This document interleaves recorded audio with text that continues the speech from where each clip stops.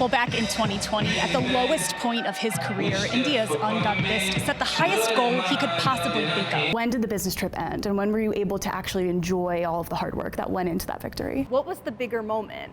Actually winning the title or being told that you were going to fight for the title in the Sphere? A loss faced on Dana White's Contender Series was the catalyst for change that Ozzy Diaz needed. Your dominance spans 3 generations of mixed martial arts. We say that this could be the most stacked card of the year, and the energy matches that. Tom takes us back to that unforgettable night amidst unbelievable circumstances.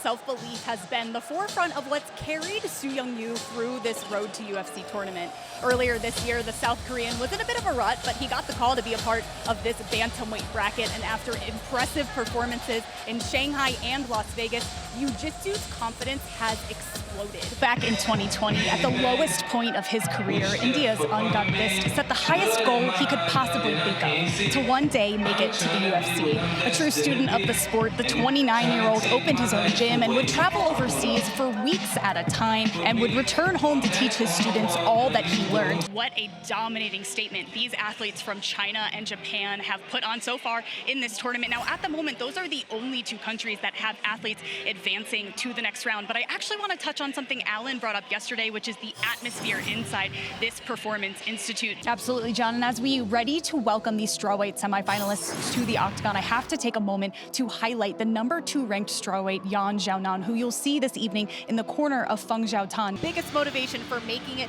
to the UFC is to be rich and famous. Okay. To get married, live happily ever after. You've done that. I mean, so what advice do you have for someone like Don Hoon Choi in a big moment like this one to make that happen? For Japan's Miki Motono, this rematch against Feng Xiaotan is about redemption in more ways than one. In January, a 7.5 magnitude earthquake rocked her home in the Ishikawa prefecture, and the 30-year-old actually thought about quitting MMA entirely to return home to help her family. But she realized making it to the UFC is actually the most impactful thing that she could do. Now armed with extra motivation, she told me when we last spoke, she hopes people recognize in this fight her style, which represents the people of Ishikawa, one that never gives up and always comes back stronger.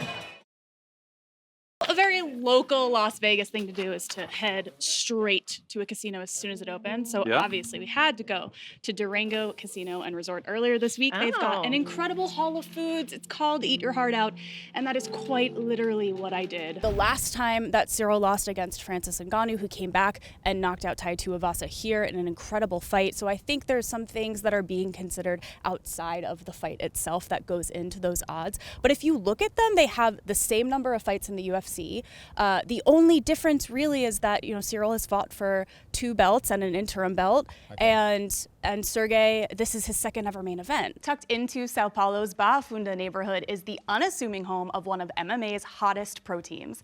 The gym is called Combat Club, where head coach Pablo Sucupira and UFC middleweight Caio Bahayo are leading a new wave of talent through the UFC, Contender Series, and more. We say that this could be the most stacked card of the year, and the energy matches that. I mean, we have the Blonderage following Charles Oliveira. The Blonderage. Now holding the interim heavyweight title, Tom takes us back to that unforgettable night amidst unbelievable circumstances in day 1.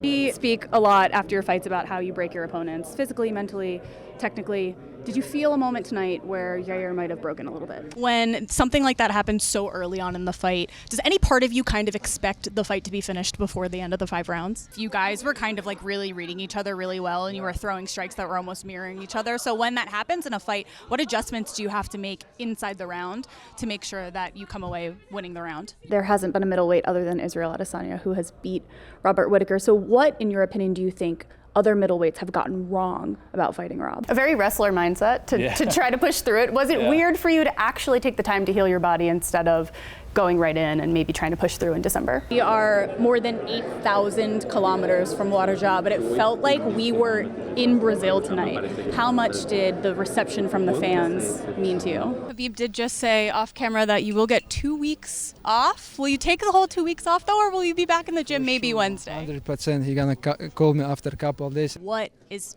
challenging and interesting and exciting for you? If it's not Demetrius Johnson, what is it? We heard the corner advice and they said no more guillotines, and then you just immediately did it. Against the fence when I had the high elbow. Now, I apologize in advance that these are not cut in half, warm and buttered, but I did have to give you, there's a chocolate and a regular croissant. You told us earlier this week that you wanted the best version of Kevin Jousset, and you hope that that showed up tonight. Do you feel that you fought the best version of him tonight in Paris? What does it mean to you to be able to come back to Paris after, you know, hardships in your career and be welcomed by this crowd that loves you so much, and then of course come away with TKOs both times? How does that feel to go through a whole camp with your gym, everyone around you, and to capitalize on the best things from that camp and have just a really great performance? Because it's not always like that. Just initial thoughts on a champion like that, says what he's going to do, goes out and does it. You do the same. Your thoughts on Ilya as a champion?